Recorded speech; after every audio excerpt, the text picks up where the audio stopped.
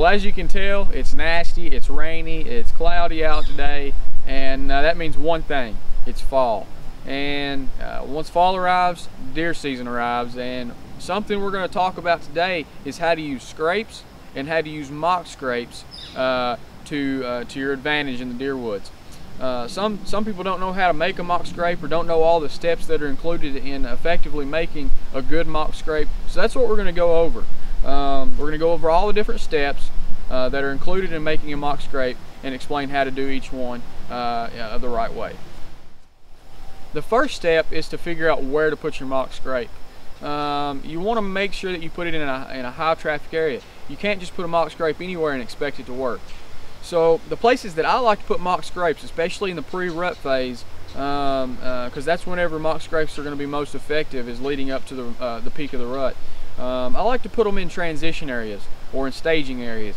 Put them between the bedding area and the feeding area. It can be a lot of different places. You can put it where a bunch of trails come together. You can put it on a secondary food source that's between a bedding area and a primary food source, whatever you want to do, but it needs to be where bucks are at.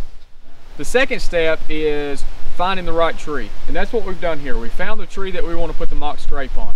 So you want to make sure it's a tree that a deer is going to get to, or it's going. Basically you want to put that scrape in that deer's way. So if it's a tree that's got a trail leading beside of it, or if it's a tree that's out in the open by itself, because deer a lot of times gravitate to lone trees, just make sure that it's the right tree, and make sure that tree is a tree that a deer is going to be traveling by or traveling close to. The third step is to figure out where exactly under that tree you're going to put your mock scrape. And once you do that, you want to make sure that you remove all other limbs that are low hanging, because you don't want that deer to have the option of using another limb on that tree or the nearby trees. You want to make sure that you remove all low hanging limbs on all the nearby trees, and you want to leave one. That way that's the one he's got to use if he's going to scrape. And once you put your mock scrape and you've only got that one limb over that mock scrape, he's more likely to use the one that you've made for him. So you'll notice now that on this tree right here, the only place suitable for a scrape is going to be this one limb that we've left on purpose for the mock scrape. So they don't have an option of establishing a scrape somewhere else around this tree or any nearby trees. And something to remember whenever you're doing that, when you're handling these trees and handling anything around the scrape, make sure you've got rubber gloves on, because that's going to be very important to keeping that deer from knowing that you've been there. So the fourth step, you're breaking ground. The first thing you're going to do is take a limb, rake away all the leaves and debris, and once you've done that, once you've got it cleaned as good as you can with the limb, you're going to take the heel of your boot and you're just going to try to cut some of that dirt away. You want to expose the dirt, expose the ground, and you're going to make sure that you center the scrape directly under the tip of the licking branch. Because as I'm going to talk a little bit more about in a minute, that licking branch is the key to a successful mock scrape. Alright, you've done steps 1 through 4, you're on step 5, and that's just adding realism to the scrape. You've taken care of the scrape, you've got your licking branch, you've removed all other branches, you've made sure you didn't leave any scent behind, and now all there is left to do is just add realism. And there's several ways you can do that. The first thing I like to do is leave deer tracks in my scrape. It may not do anything for it, but I just like to leave my mock scrapes as real as possible. And the way you can do that is to have an old deer hoof. Keep an old deer hoof, put tracks in your scrape after you've made it. Something else you can do is you can keep the glands off of the deer that you shoot.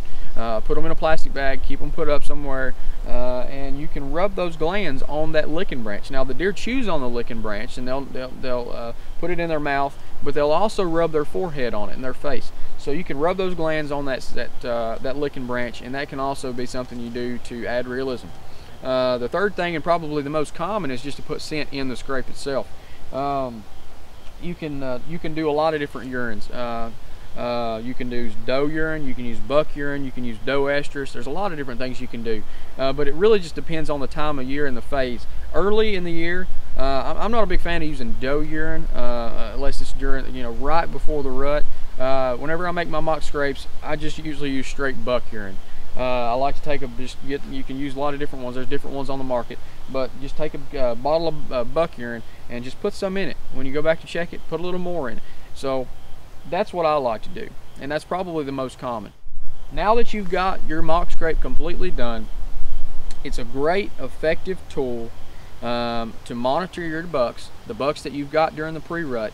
As I said, these are most effective leading up to the peak of the rut. So you can see what bucks are hitting your scrapes and what's using your area, and that's what I like to use them for, is just to see what bucks are around. But use mock scrapes, make mock scrapes, use them, and I think you'll be a whole lot more happy with your trail camera production.